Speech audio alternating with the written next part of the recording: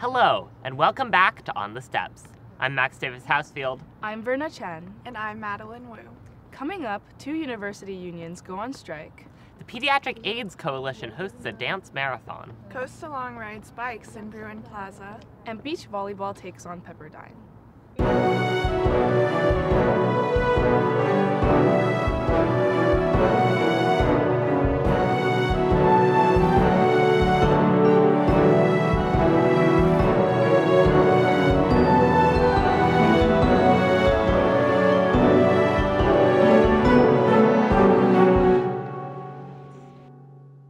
Last week, 2 university unions went on multi-day strikes. Dining halls were consolidated, mail and custodial services were limited, and strikers marched around campus.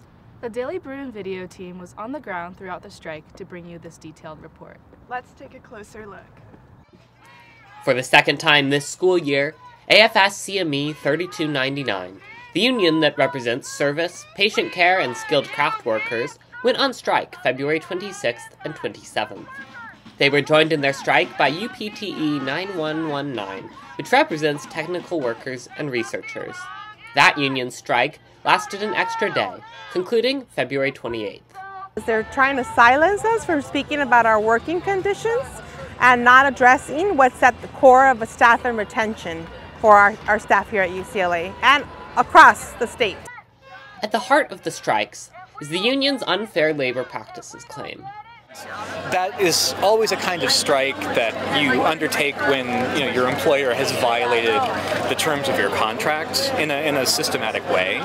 And so, as far as I understand it, the university has just not been bargaining in good faith, and the workers want to negotiate. They want to get the contract they deserve, but the university is not treating them as equal partners in this relationship. In addition to bad faith bargaining, the unions allege the university has attempted to limit legally protected demonstrations through its time, place, and manner protesting restrictions that were adopted in the aftermath of the Palestine Solidarity Encampment last year. The university has been intimidating our workers and has not been giving us access to organize by limiting time and place.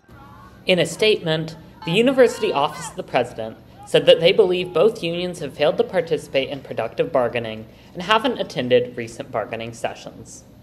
Strikers marched through Westwood and across the UCLA campus, chanting loudly in an effort to call attention to their strike.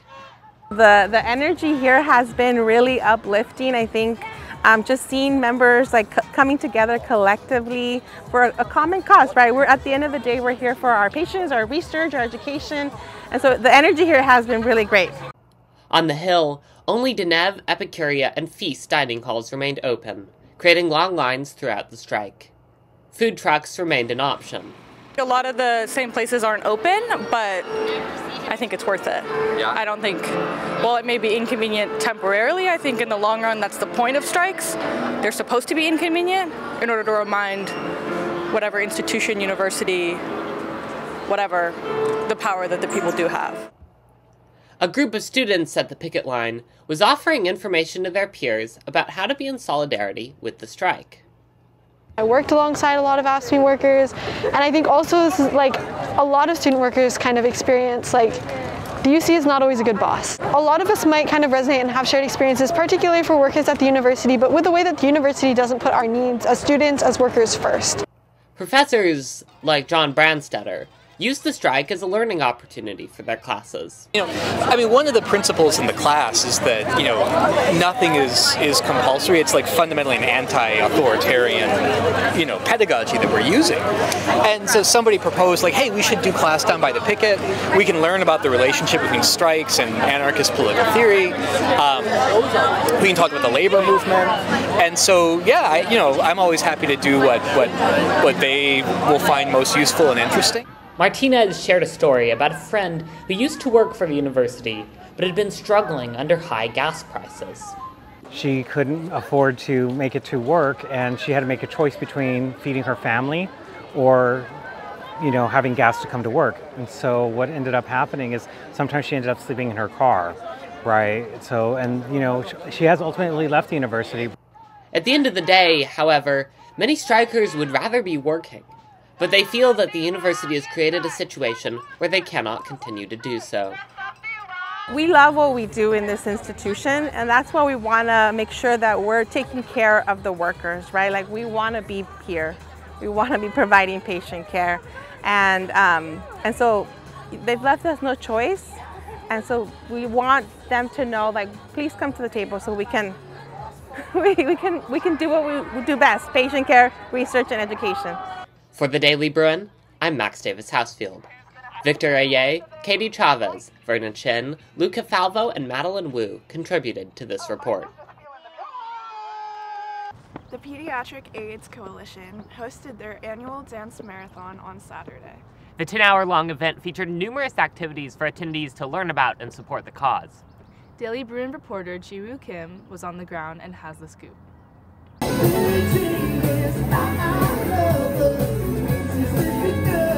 Our organization, we put on this huge, basically music festival, and all the money that we raise goes towards HIV and AIDS research, and then also towards treatment to help mothers from transmitting HIV to their children, and then also to treat HIV if it is transmitted, and to treat AIDS as well.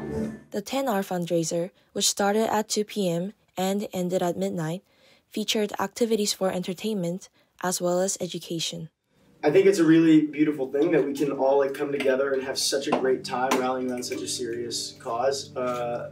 Yeah, if you've seen the videos from in there, it's pretty profound. Everyone's having a great time dancing, really entertaining. For like 12 hours straight. Yeah, for 12 hours straight. Super high energy. So I just think it's really cool, and it's a good representation of kind of what we do on UCLA, which is like confront difficult issues and have a good time while doing it. A vigil a few hours into the marathon, as well as testimonies throughout, reminded participants of the event and its goals.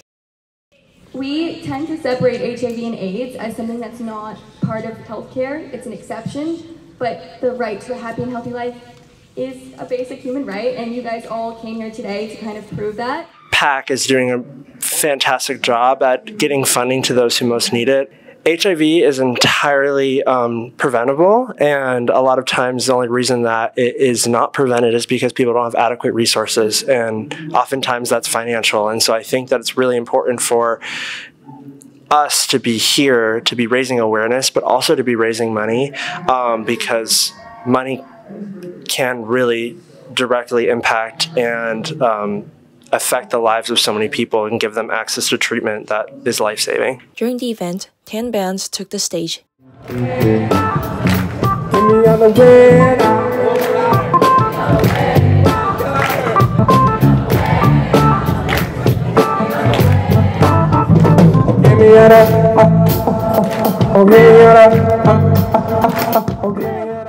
At the end of the event, organizers revealed how much money they had raised.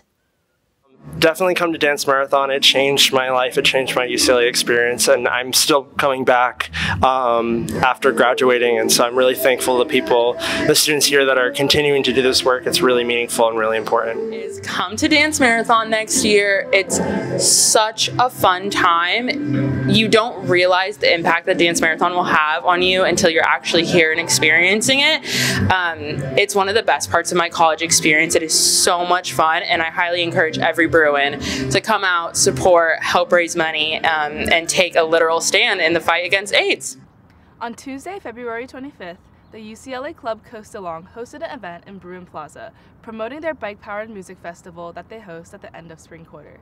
They had Red Bull, thrifting, and of course, bike riding. I visited the event and talked to executives in the club to see what it was all about. The event here today is we're trying to just promote our club. Coastalong is taking place at the end of April, but we're really trying to get the word out about our club and our mission and to just promote the festival in itself. The purpose of our club is to combine sustainability and music in one big event in the spring at our festival. But this is a promotional event to show people the power of renewable energy and alternative energy sources. So we have our bikes out here today for people to be pedaling on and generating energy, just sort of as a physical example of how you can use your body, and you can use a lot of different sources to create sound and energy in events. At our festival, it's completely bike powered, so the bikes power the whole sound system And essentially that's what the whole club works up to. So we're doing a clothing sale. We have used clothes that people don't want anymore, and we're wanting to let people come up and buy if they're interested. And then we're also doing a giveaway for our Instagram if you follow us. I'm hoping that in seeing the bikes and seeing people having fun outdoors, pedaling on the bikes and generating energy, they'll realize how much fun alternative energy sources can be, and that they want to come to our festival in the spring and learn more about sustainability and music. I think Coastalong is a good way to bring people together, showcase sustainability, showcase community, and just enjoy music. You don't need wooden, you can just ride a bike. Well, it's our favorite time of the week. It is time for sports. It was a big week for beach volleyball. On Friday, they faced Long Beach and Cal Poly, and on Saturday, they faced Pepperdine and CSUN. The Daily Bruin's Arim Kim was at the match against Pepperdine and has the story. Hi, I'm Arim, and I'm here at the women's beach volleyball match against Pepperdine. At Mapes Beach, UCLA women's volleyball won all 4 games in the Battle for LA tournament, playing Long Beach State, Cal Poly, Pepperdine, and CSU Northridge. UCLA came out victorious, securing a 4-0 win in the tournament overall. In the game against Pepperdine, UCLA won with a score of 4-1, cementing their position as number 1 in the NCAA. Graduate student Perry Brennan and senior Natalie Muskowski secured UCLA's first point against Pepperdine on Court 2 with set scores 21-9 and 21-12.